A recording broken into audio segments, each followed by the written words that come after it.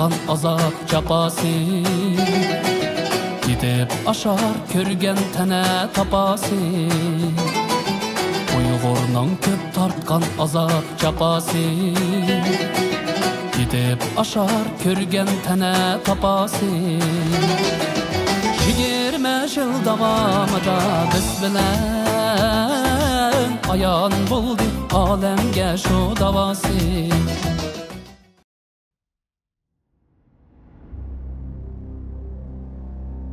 1949-yılı Şarkı Türkistan Xitay Komünist hakimiyetinin işgaliyetiga duchor bo'lgandan keyin Eysa Isbaltekin, Memtimin Buğra qatarlıq liderlerimiz ana vatanni terk etib Türkiye'ye keldi. Hamda Şarkı Türkistan milliy kurashining muhojiratdagi tunji yo'l ochqichlaridan bo'lib qoldi. 1950-yillarning oxiri va 1960-yillarning boshlarida 1944-yili G'uljida qurilgan 2-chi Sharq Turkiston Jumhuriyatining rahbarlaridan Hashir Voidi, Abdurab Maqsum, Ziya Samidi, G'ani Batur boshchiligidagi ustozlarimiz ayni chog'dagi sobiq Sovet ittifoqining O'rta Osiyo jumhuriyatlari ko'chib chiqib, vatan sirtidagi milliy da'vo sepining yaqin kelajakda yanada zo'rayish uchun yo'l soldi. 1992-yili dekabrda Istanbulda tunji navbatlik Sharq Turkiston milliy qurultiyi chaqirildi. Bu muhojiratdagi milliy kurash tariximizdagi kuchli milliy uyushish ro'yi namoyon qilingan ta'siri zo'r qurultay bo'lgan edi. 1996-yili noyabrda To'lqin Aysa, Ömer Qanat, Abdulhakim Idris, Farhat Muhammadi qatorliq bir turkum jangovar yoshlarning tashabbusi va boshlamchiligida Germaniyaning Myunxen shahrida Dunyo yoshlar qurultiyi qurildi. 1998-yili dekabrda 6 davlatda faoliyat olib berayotgan 8 Uyg'ur tashkilotining rahbarlari Turkiyaning Istanbul shahriga jam bo'lib, Turkiyadagi Sharq Turkiston vaqfisi bilan Sharq Turkiston hamkorlik jamiyatining riyosatchiligida Sharq Turkiston milliy markazi qurib chiqildi. 1999-yili oktyabrda Sharq Turkiston milliy markazining tashabbusi va Dunyo Uyg'ur yoshlar qurultiyi Yevropa Sharq Turkiston birligi va Sharq Turkiston informatsion markazining o'rtaq saytxonlik qilishi bilan 11 davlatdan kelgan Uyg'ur tashkilotlarining rahbarlari Germaniyaning Myunxen shahriga jam bo'lib, Sharq Turkiston Uyg'uriston milliy qurultiyini qurib chiqdi va raisligiga Anvarjon afandim saylandi. 2001-yili Amerikada yuz bergan 11-sentabr terror hujumi dunyoning siyosiy vaziyatini tubdan o'zgartirib o'tdi. Amerika boshchiligida xalqaro terrorizmga qarshi kurash to'lqini qo'zg'aldi. Buni fursat bilgan Xitoy hokimiyati Sharq Turkiston ichidagi vatanparvarlik harakatlarini va muhojiratdagi Sharq Turkiston tashkilotlarini xalqaro terrorizmga bog'lab, taqim qattiq bostirish va osmosiya siyosatini yurgizishga boshladi. Mana shunda xalqiliq bir paytda Xitoy hokimiyati tomonidan milliy bo'lginchilarning chet eldagi ikki cho'ng lager deb atalgan va asosli hujum nishoni qilingan Dunyo Uyg'ur yoshlar qurultiyi bilan Sharq Turkiston Uyg'uriston milliy qurultiyi 2004-yili aprelda Myunxen shahrida birlashma qurultay chaqirib, Erkin Alptekin raisligidagi Dunyo Uyg'ur qurultiyini rasmiy qurib chiqdi. 20 yillik amaliyot ko'rsatganidek, Dunyo Uyg'ur qurultiyining qurilishi vatan sirtida 70 yildan ortiq ilib berilgan Sharq Turkiston milliy ko'rish tarixidagi favqulodda ahamiyatga bir voqea, milliy da'voyimizdagi bir burilish nuqtasi bo'lib hisoblanadi.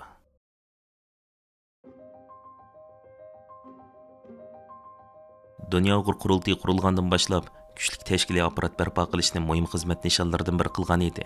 Shuning asosan qurultay hozir qadar har 3 yilda bir qatim, jami 7 qatim umum vakillar qurultiyi chaqirdi va demokratik usulda saylam ilib berib, qurultay raisi va boshqa rahbarlarni saylab chiqdi. 1 va 2 navbatli qurultaylar 2004-yili aprel va 2006-yili noyabrda Germaniyaning Myunxen shahrida, 3 navbatligi 2009-yili mayda Amerikaning poytaxti Washingtonda, 4 navbatligi 2012-yili mayda Yaponiyaning poytaxti Tokioda, 5 navbatligi 2016-yili iyulda Fransiyaning poytaxti Parijda, 6 navbatligi 2017-yili noyabrda Myunxenda, 7 navbatligi bo'lsa 2021-yili noyabrda Chexiyaning poytaxti Pragada o'tkazildi. Erkin Alptekin afandim 1-navbatli qurultayning raisligiga, Robiya Qodir xonim 2, 3, 4 va 5-navbatli qurultayning raisligiga, To'lqin Aysa afandim 6 va 7-navbatli qurultay raisligiga saylandi.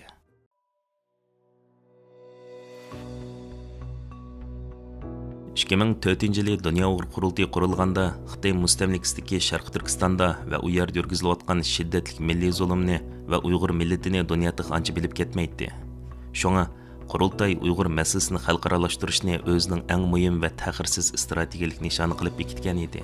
Qurultay bu maqsadni amalga oshirish uchun ayni chog'dagi intayin cheklik imkonlarga qaramasdan xuddi yengni bilan quduq qazgandek tinimsiz tirishchiliklarni ko'rsatdi. Buning dastlabki namoyandasi ko'p xil tilda torbatlarni ichib, uningda Sharq Turkistonni, jumladan Uyg'urlar boshdan kechirayotgan og'ir vaziyatlarni dunyo jamoatchiligi bildirishga boshladi. İctimai taratquv vositalarining maydon kelishi bilan bu sohadagi xizmatlarni texmi jonlantirdi. Yana bir tarafdan dunyodagi ta'sir kuchli kishilik huquq tashkilotlari bilan izchil aloqalashishni kuchaytirdi. Buning natijasida Birleşken Milletler Teşkilatı, Avrupa İttifaqı qatorliq xalqaro organlarning, shundaqla Amerika boshchiligidagi G'arb demokratik ellarning hukumat va parlamentlarining eshiklari bir-birlab ochilishga boshladi. 2004-yildan hozirgacha Dunyo Uyg'ur qurultiyi BDTda, Avrupa parlamenti va har qaysi davlatlarning parlamentlarida har xil temadagi yig'in va faoliyatlarni o'tkazdi. In recent visit Uyurumqi, Xi Jinping repeated that counter-terrorism policy a long-term plan. Please stop. We have another point of order from China. Please continue. China. 副主席先生，该非政府组织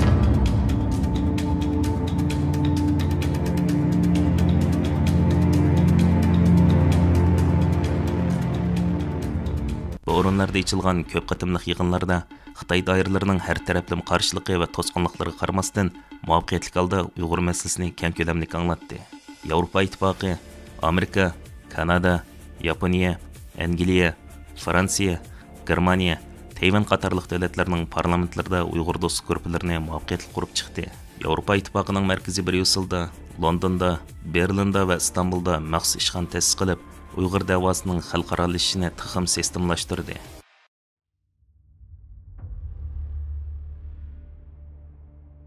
yili Xitoyda bo'libmi Xi Jinping hokimiyat beshiga chiqqandan keyin Sharq Turkistondagi vaziyat favqulodda yomonlashishga boshladi. Ilgari davom qilib kelayotgan milliy kamsitish va assimilyatsiya qatorliq zulm siyosati amdilikda irqiy qirg'inchilik va insoniyat qarshi jinoyatga qarab taraqqiy qildi. 2016-yilning keyingi yarmidan boshlab Uyg'urlarni keng ko'lamda tutqun qilib jazo lagerlari qamash boshlandi. 2017-yilning oxirigacha jazo lagerlari qamalgan Uyg'urlarning 1 milliondan ishib ketganligi va tutqunning davom qilayotganligi haqidagi qo'rqinchli reallik texi yangi 6-navbatlik qurultayni chaqirib, yangi bir navbatlik rahbarlik heyetini saylab chiqqan Dunyo Uyg'ur qurultiyi yana bir yangi bir krizis hamda intayin og'ir bir sinoqqa duch keldi.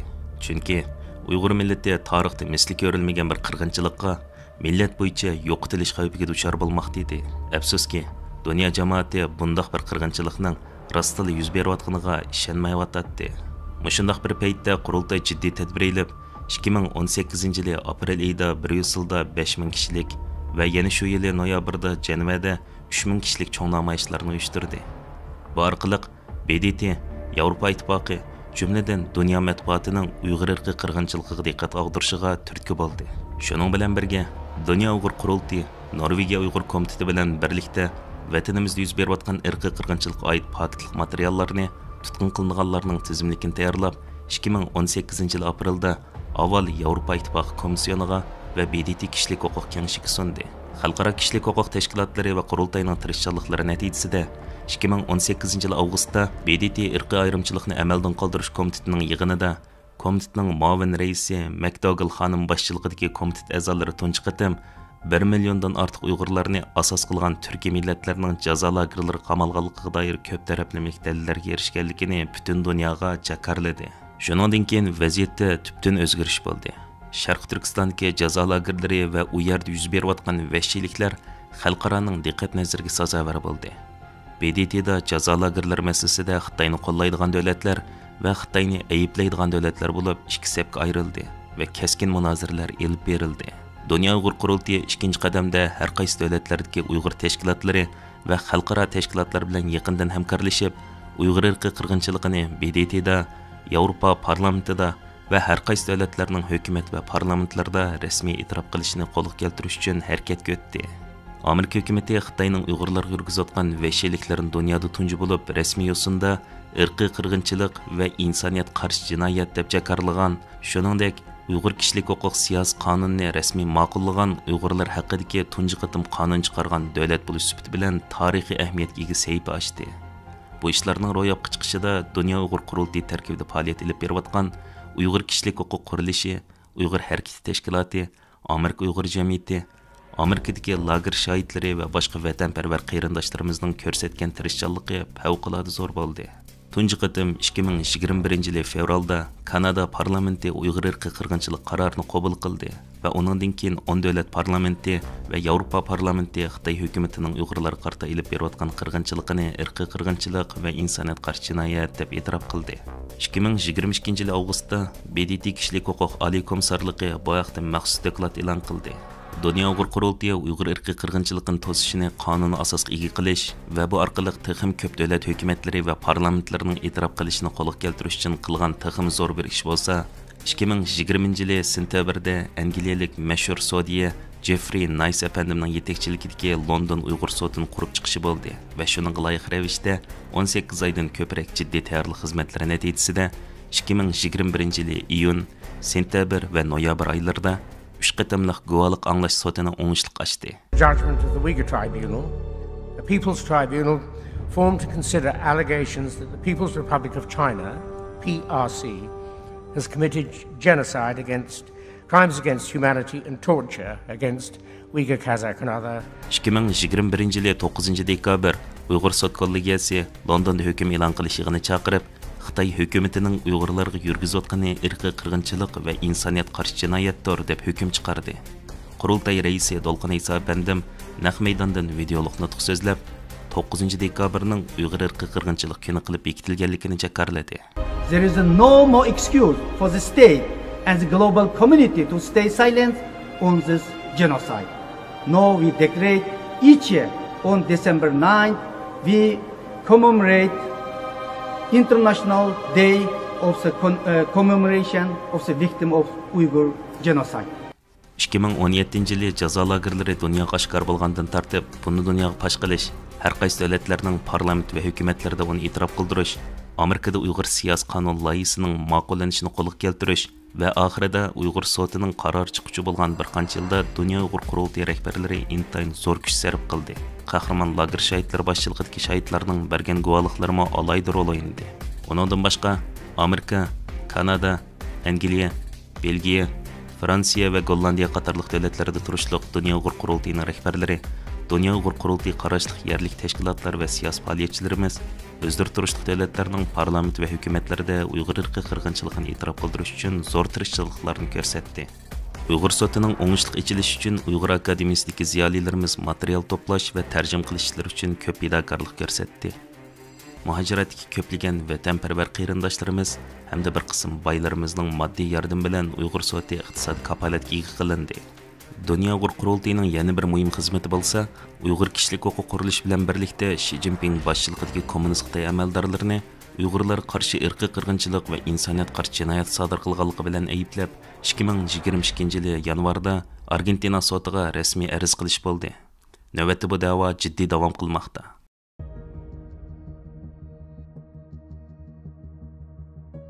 Xitoy hokimiyatining xalqimiz ustidan yurgizayotgan jinoyatlardan yana biri jazo lagerlari va bu lagerlarda shundoqla Xitoy o'lkalariga yo'tkab ketilib, zavod fabrikalarda qul o'rnida ishlatilayotgan va ularning qon tarbadligi bitgan tovarlarni chet el bozorlariga to'kma qilib monopol xarakterli foydalanishdan iborat edi.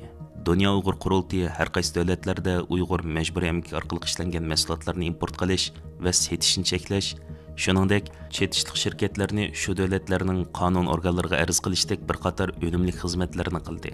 Buning tipik misoli Germaniyaning Volkswagen, Mercedes-Benz va BMW qatorliq dunyoga dangliq 3 avtomobil shirkati ustidan Germaniya Federatsiya iqtisod va eksport kontrol idorasiga sunilgan arz.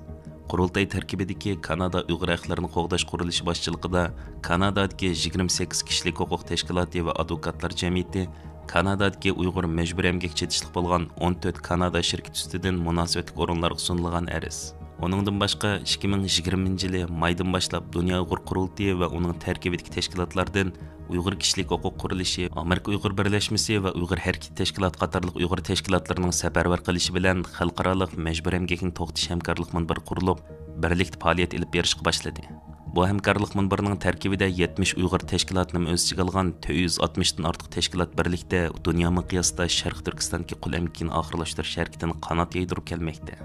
Dunyo Uyg'ur Qurultayi Uyg'ur majburiy emgak chetishliq paxta mahsulotlarining Angliyaga eksport qilinishiga yo'l qo'yilganlik munosabati bilan 2020 yili 23 aprelda Angliyadagi dunyoviy qonun harakatlari to'g'ri qonunchilik markazini vakolatchi qilib, Angliya Oliy sud mahkamasiga Angliya Tamojna idorasi va Angliya Ichki ishlar ministrligi ustidan ariz sundi.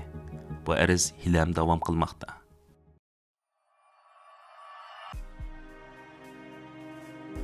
Dünya Uyg'ur qurultiyi qurilgan kunidan e'tiboran vatandan hijrat qilib chiqqan qarindoshlarning siyosiy panohlik ishlariga yordam berish, tamojnalarda to'xtalib Xitoy qaytarilish xavfiga duch kelganlarni qutuldirish vazifasini atqarib kelmoqda.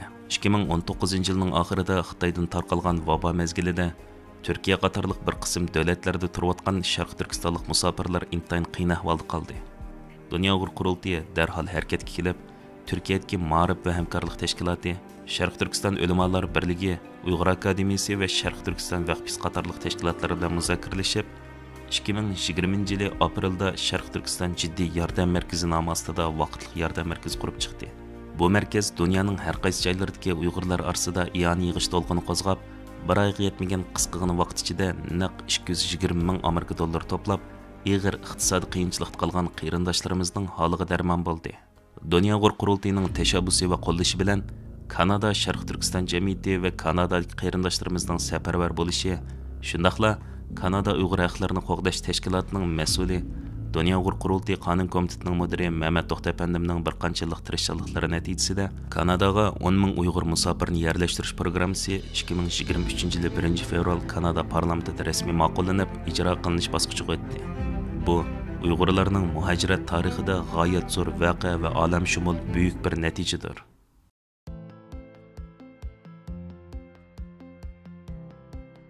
Dünya Uyg'ur qurultiyi muhajiratga xalqimizni va tashkilotlarimizni o'rtaq milliy manfaat va g'oya ostida bir yerga jam qilish, o'zaro fikr almashtirish, vatan millatning taqdiri ustida tang bosh qotirish va bu orqali millatni to'g'ri va sog'lom bo'lgan siyosiy da'voga yetaklash uchun nurg'un unumli xizmatlarni qildi. Mushu maqsadda 2011-yil mayda Amerikaning Washington shahrida tunji qatimliq Sharq Turkiston Oliy kengashini chaqirdi. 2018-yil noyabr va 2022-yil mayda Germaniyaning München shahrida Milliy kengash, 2022-yil noyabrda Yevropa parlamentida, 2023-yil oktyabrda Yaponiya parlamentida xalqaro Uyg'ur munbir qatorliq yuqori darajali xalqaro yig'in va seminariyalarni uyushtirib, vatan millatning taqdiri ustida ko'p tarafli muzokaralar olib borgandan boshqa muhim loyihalar tuzib chiqildi va jiddiy qarorlar chiqardi. Buningdan boshqa Dünya Uyg'ur qurultiyi da'voning yosh izbosarlarini tarbiyalashga alohida ahamiyat berdi. Hozirgacha dunyoning har qaysi joylarida jami 20 qatimdan ortiq yoshlarni tarbiyalash kurslarini ochdi. Bu kurslarda tajribali siyosiy arboblar va to'nilgan kishilik huquq faoliyatchilari turli temalar bo'yicha leksiyalar berib, yoshlarimizni xalqaro vaziyat, siyosat, tashkilotchilik va kishilik huquq xizmati haqidagi qimmatli ma'lumotlar bilan ta'minlab, bir turkum yosh faoliyatchilarning yetishib chiqishiga turtki bo'ldi.